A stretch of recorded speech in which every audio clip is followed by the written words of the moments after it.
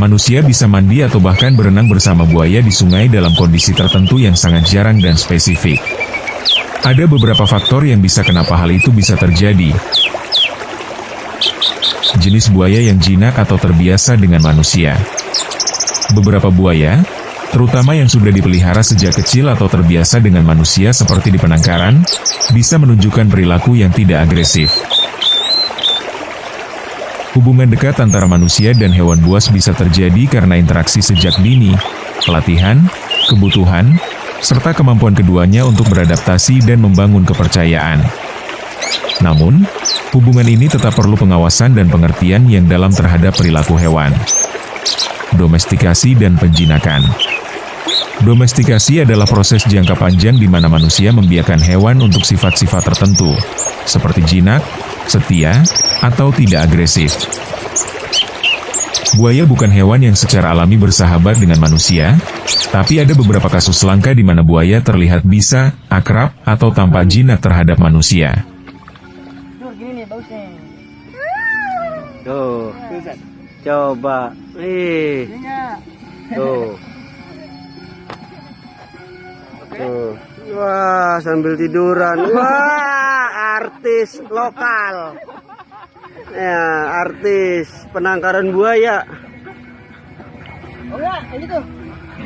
Ayo, saya ajarin.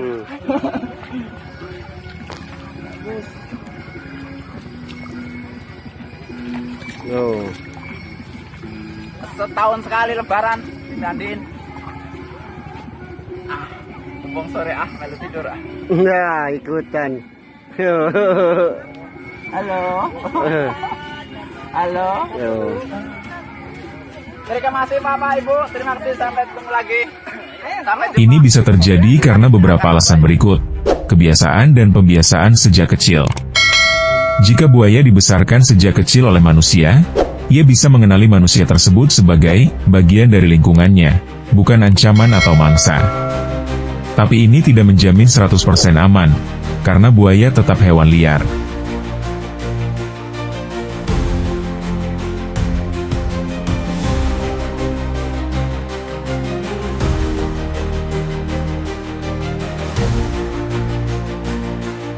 Pemberian makanan secara konsisten. Buaya bisa mengaitkan kehadiran manusia tertentu dengan makanan. Dalam jangka waktu panjang, ia bisa jadi lebih tenang saat manusia tersebut mendekat. Tapi ini lebih karena kondisi terlatih, bukan karena buaya benar-benar bersahabat.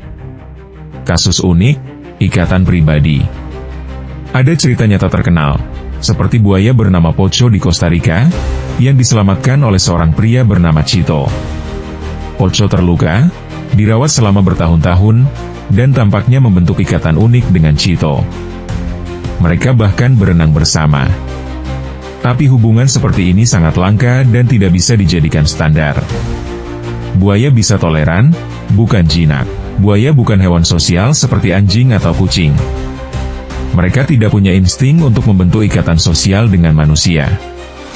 Kalau terlihat jinak, biasanya karena terbiasa dengan kehadiran manusia. Tidak merasa terancam. Buaya tidak benar-benar bersahabat seperti hewan peliharaan. Kalaupun tampak jinak, itu adalah hasil pembiasaan, pelatihan, atau kasus luar biasa. Buaya tetap predator berbahaya, dan kontak langsung sangat berisiko.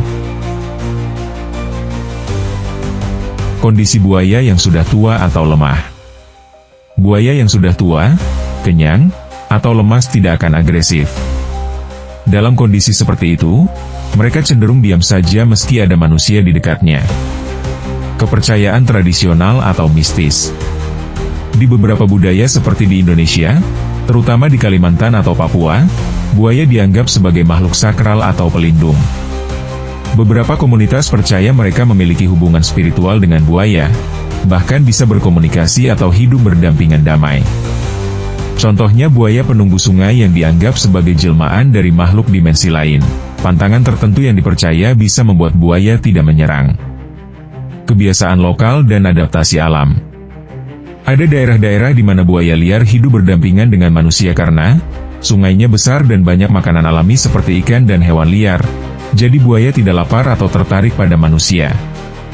Masyarakat lokal tahu cara membaca bahasa tubuh buaya dan menjaga jarak aman. Buaya tidak menganggap manusia sebagai ancaman. Jika buaya tidak merasa terancam atau lapar, ia bisa mengabaikan kehadiran manusia.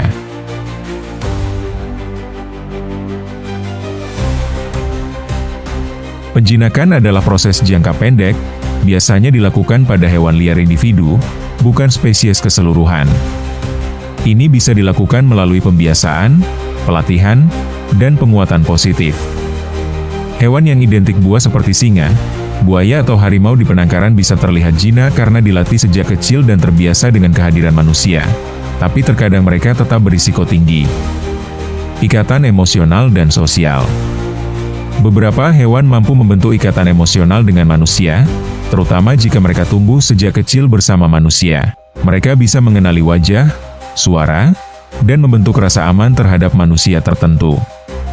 Contoh, gajah, lumba-lumba, dan beberapa burung, seperti kakatua, dikenal mampu menjalin hubungan emosional yang dalam dengan manusia. Kebutuhan makanan. Hewan yang tinggal bersama manusia cenderung mendapatkan makanan yang cukup. Ini membuat hewan merasa manusia adalah penolong atau pelindungnya.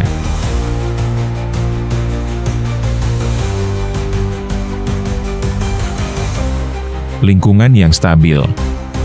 Hal ini membuat mereka tidak melihat manusia sebagai ancaman, dan dalam banyak kasus, justru sebagai sumber kebaikan. Pemahaman bahasa tubuh dan komunikasi. Manusia dan hewan bisa saling belajar memahami bahasa tubuh masing-masing. Hewan yang tinggal lama dengan manusia bisa mengerti isyarat, ekspresi wajah, bahkan nada suara manusia. Misalnya, anjing bisa tahu kapan pemiliknya senang, sedih, atau marah hanya dari suara dan ekspresi wajah.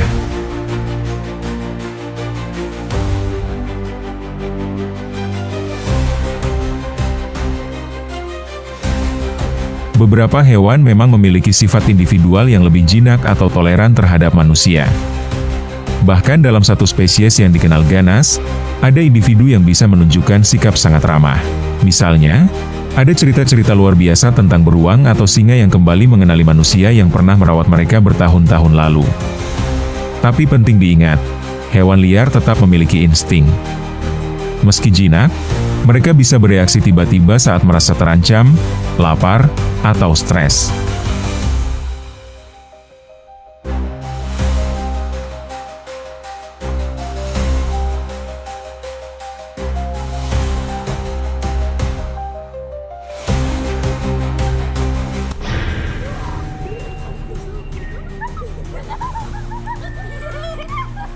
Wih, jangan ketawa. Jangan ketawa.